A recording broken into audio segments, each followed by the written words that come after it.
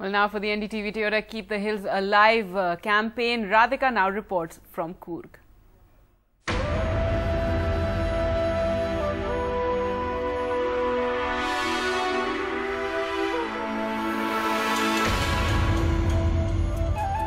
Hello and welcome. NDTV Toyota's Keep the Hills Alive campaign is right here again this Monday morning for you. We, of course, have reached the beautiful, grand and golden South India.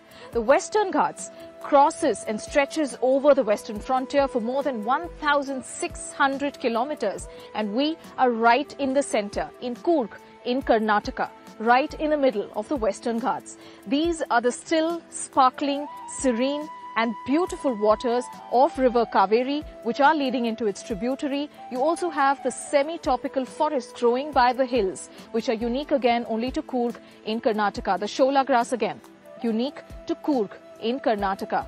Think of South India, one thinks of Rajnikant, masala dosa, idli, sambar, the Kanchivaram silk sari, but then more importantly, more cheerfully, this is 1 cup of coffee, which the world over celebrates, enjoys every single morning.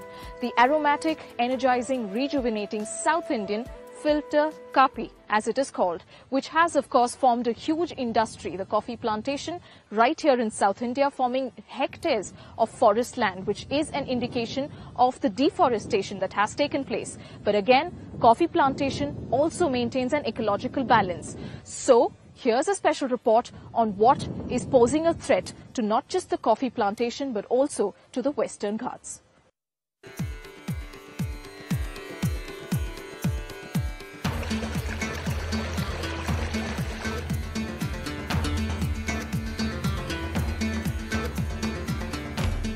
The world-famous Robusta coffee ready for harvest. By October end, the seeds would be treated to be roasted and sold in the market.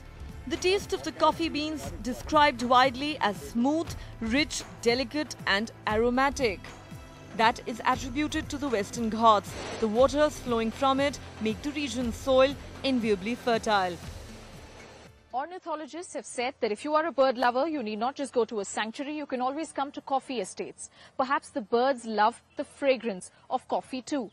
There are close to 340,000 hectares of private coffee plantation just in South India, much of it in Karnataka, Kerala and Tamil Nadu, coexisting beautifully with national parks along with the flora and fauna, creating a beautiful ecological balance. But with the growing demand, the industry is rapidly growing too. How much is too much? For over 100 years now, coffee is being grown in Coorg under the natural shade from forests. But these new entrants to Coorg's forests, the silk oak trees, which are planted mainly for commercial purposes, do not allow enough shade. In fact, vast forest cover is soon vanishing to bring in more commercial crops and trees to be sold for its timber. Some for plantation of coffee too by highly influential players in the industry. No, silver oaks is basically because of the timber value. So the people started realizing that in a very short span of time they get, it's quite a reasonable amount of money. Also what happens is if you take like the conventional trees like the fig tree and all, when the fruit falls, they do a lot of nitrogen fixation to the soil, and even the animals or the birds which feed on them and they carry over and excrete, even they have a new tree coming up there. That does not happen with silver. Even if it happens, it's not of a great help to the soil. More than 77% of coffee produced in India is exported.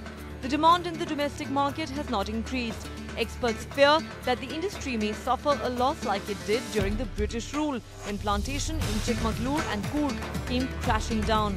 Coffee trees act like a sponge during the monsoon, absorbing flowing water, thus preventing landslides and making soil fertile in the semi-tropical forests. The solution is simple: drink more coffee, save the Western Ghats. With Radhika Iyer in Coorg, Neha Khanna for NDTV. The journey continues on this. You write to us on what you thought of this special report on the South Indian special kapi. You can write to us at hills@ndtv.com. Until then, keep watching NDTV. India's #1 news app just got even better. Download NDTV's new app.